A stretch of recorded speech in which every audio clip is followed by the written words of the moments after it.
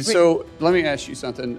Your conversation with the secretary, you said that he said he didn't trust you. Correct. You testified to that. Is that really how that conversation went? Because there's other people in the room, and I think the conversation was, can he trust you? And your answer was? He said he could not trust me. No. The answer, ma'am, it was a recorded meeting. So you can testify one way, or you can prove that you're lying or be honest with this committee. I'm giving you the opportunity to be honest here because you've been really walking around the edges and not being truthful. So did he ask you the question, can he trust you? And your answer was? He told me he could not trust me. And I told him if he could not trust me, he could fire me. That isn't how that conversation went. And you know that, don't you? He told me he could not trust me, and I told him if he could not trust me, he could fire me. Ma'am, all we're looking for is you to be honest, and you haven't been. You're not being honest with the conversation you're having. You're not being honest with the timeline, and you won't even give the answers of who your attorneys were. I understand Senator Mullin implied there was a recording of the meeting or meetings between Dr. Monarez and Secretary Kennedy. I will also note, if HHS has a recording, I asked them to release the recording. I'd also like to know why it was recorded. But releasing the recording would be radical transparency. I'd like to go over some time frames first. But first of all, who fired you? I believe the president fired me. Okay. Do you serve at the will of the president? I do. And just for the record, the president's removal power is rooted within the Constitution's separation of powers and are necessary to ensure that the executive branch officials are aligned with the administration's policy. This means the president can remove them at any time for any reason or for no reason at all. Would you agree with that? I would. Okay, so what day was you fired? I believe I was fired on August 27th. Okay, what day was the first time you seeked counsel? Not retained, seeked counsel. I don't recall. We can get those records, so maybe you should recall them, because I think you might have an honesty issue here that we want to point out. So what day was it that you spoke to the attorneys the first time? It was on or before the day I was fired. No, that's when you retained them. You already testified to that. When did you speak to them? Again, it was on or before the day I was fired. So you retained them the first time you spoke to them? I believe that I retained them the first time I spoke to them. Was you let go in the middle of the night? Was you let go in the middle of the day? I believe. Now, I know the answer to this, so let's be honest here.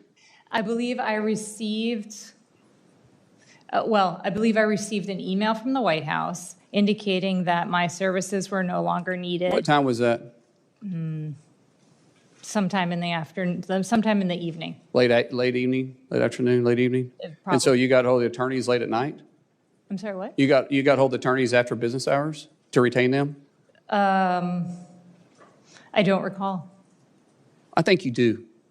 I really I think you don't recall retaining your attorneys. I don't recall the specific time or day that I returned them. See, I still think you have an honest issue because it wasn't that long ago. And I think I could recall when I hired an attorney. And I could definitely recall the time I did it. Now, let's ask, when did you remove the political appointees from the floor that you work on? Again, I did not. I moved some political appointees in, and I put my senior advisors together. When did you remove them and remove their access to your floor? And you had a conversation with the secretary about this. When did that happen? Like how many days into your job? I'm sorry, I don't even know what you're asking. Yeah, you do, because you already talked about political appointees that the secretary had put in place. You removed the political appointees that was in there when you first got to your work. When did you remove them from your floor and take away their ability to access your floor? And you know exactly what I'm talking about because you and the secretary spoke about that. You're miscontextualizing. No, I'm not. I'm asking the question, what day did you remove them? I have one political chief of staff. I have 3 political chiefs of staff. I had space made for all of them in my suite. When did you remove the political appointees before, or the political hires before you got there, that was there prior to you getting there? This isn't hard. It's not hard. You talk in circles, and I just want an answer, because you know. So I had the security of my suite. Okay, so let me ask you something. Your conversation with the secretary, you said that he said he didn't trust you. Correct. You testified to that. Is that really how that conversation went? Because there's other people in the room, and I think the conversation was, can he trust you? And your answer was? He said he could not trust me. No. The answer, ma'am, it was a recorded meeting. So you can testify one way, or you can prove that you're lying, or give them and be honest with this committee. I'm giving you the opportunity to be honest here, because you've been really walking around the edges and not being truthful. So did he ask you the question, can he trust you? And your answer was? He told me he could not trust me. And I told him if he could not trust me, he could fire me. That isn't how that conversation went. And you know that, don't you? He told me he could not trust me, and I told him if he could not trust me, he could fire me. Ma'am, all we're looking for is you to be honest, and you haven't been. You're not being honest with the conversation you're having. You're not being honest with the timeline, and you won't even give the answers of who your attorneys were. And all we're looking for is you to be honest. If we're going to have a hearing and we're going to discuss certain things, let's make sure we're talking with someone that we can trust your answers. It's like my kids. I tell my kids all the time, one thing I want from you, I can deal with any situation we walk into as long as I know you're being 100% honest with me. The minute I can't tell you're being honest with me, I can't trust you. From then on, everything you say is questioned. And you have to question you because your personality and your answers aren't correct. Well, I was at a vote.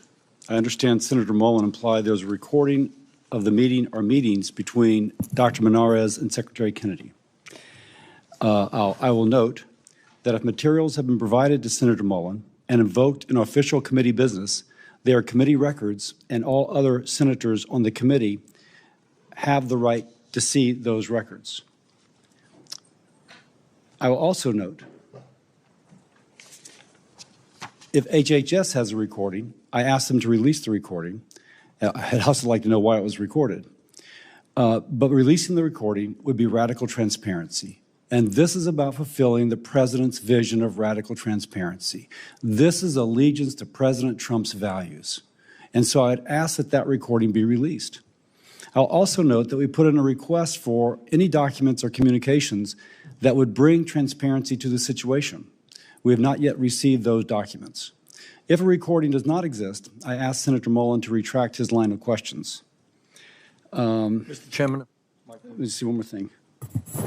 I'll also note that if he has it, I'm also curious why only one senator was given this and why we're just hearing about it now, and why didn't the secretary share it at the Senate Finance Committee?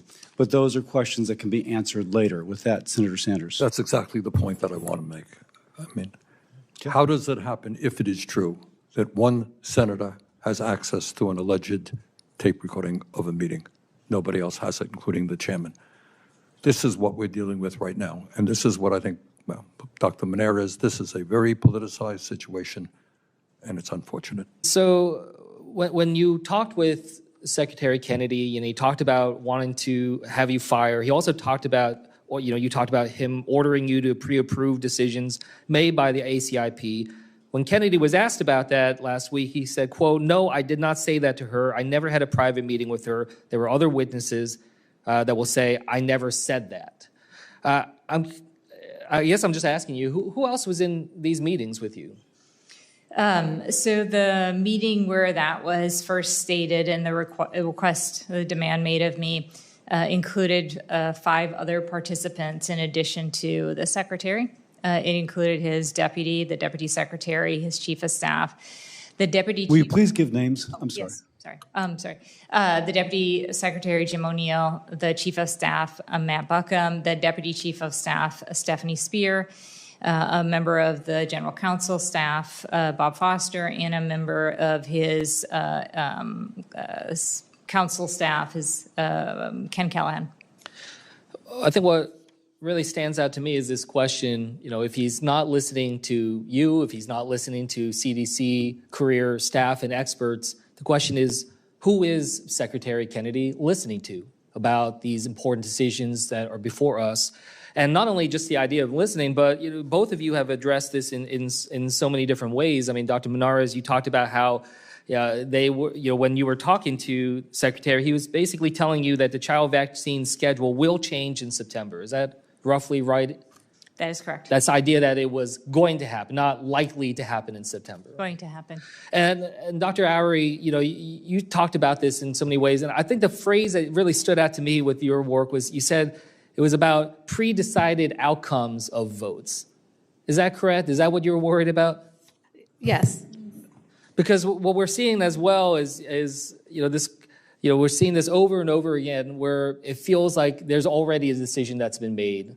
And now we're trying to figure out how to twist the data to be able to meet that prediction or meet that assertion. Is that correct, Dr. Oury? It is, and I think my concern is, President Trump issued the executive order on gold standard science, and I believe in that. We should have data that you can replicate, that you can understand, and we were put in positions to where I am concerned that the science coming out won't be gold standard science. David Geyer, who the senator or secretary testified, was a contractor, was brought to CDC, and I had the deputy policy chief of staff of HHS come meet with myself and the other 3 leaders who resigned, Doctors Jernigan, Daskalakis, and Layden. And for 2 days, she sat with us and asked us to grant access to a data that has privacy and security concerns to this researcher. No, I appreciate you raising that, and just what we've seen in terms of how they've talked about this with the VSD, a lot of concerns, and I think there's a lot more this committee needs to do to look into that. Thank you, and I yield back. For the record, it's just been reported that Senator Mullin told reporters that he was mistaken in saying that the RFK Monarez meeting was recorded. But in case he's mistaken that he was mistaken, if there is a recording, it should be released.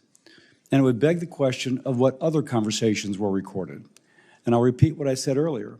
We have sent a request to HHS for records related to these incidences. We've yet to receive those. But, of course, it would help the committee, which on both sides has found itself scratching its head. It would help us kind of discern what the truth is.